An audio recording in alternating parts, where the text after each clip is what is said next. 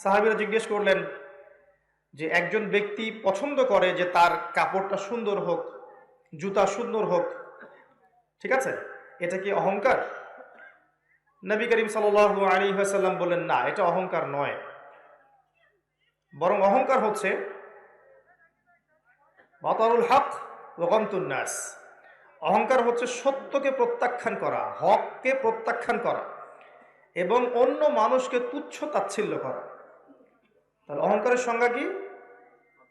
হক বা সত্যকে প্রত্যাখ্যান করা এবং অন্যকে তুচ্ছ তাচ্ছিল্য করা। অপর একটা হাদিসে নবী সাল্লাল্লাহু আলাইহি ওয়াসাল্লাম এও বলেছেন যে কোনো মুসলিম ভাইয়ের,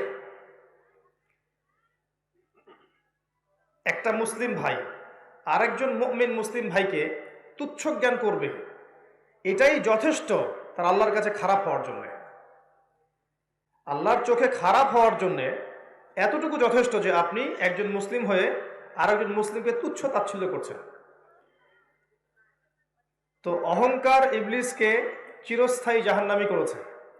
আমরা যেন অহংকারী না হই। আল্লাহ পাক আমাদেরকে অহংকার থেকে দূরে থাকার তৌফিক দান করুন, আমিন।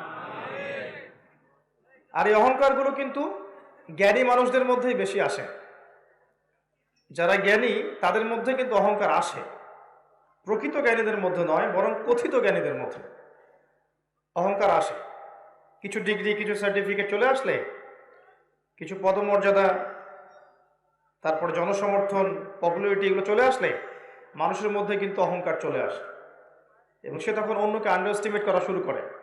আমি বেটার, ও খারাপ, আমি মুমিন, ও কাফের, আমি জান্নাতে যাব, সে জাহান্নামে যাচ্ছে, আমি হক, সে বাতিল। এগুলো আমরা বলি না? এগুলো সবই অহংকার।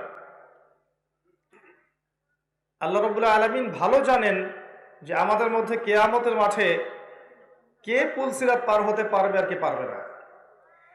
এই দেশের সবচেয়ে পাপী মানুষটাকে আল্লাহ পাক চাইলে আজকেই হেদায়েত দিয়ে আলোর পথে আনতে পারেন এবং সেই ব্যক্তিকে দিয়ে আল্লাহ পাক এমন দিনের খেদমত নিতে পারেন যা আমার দ্বারা নেননি।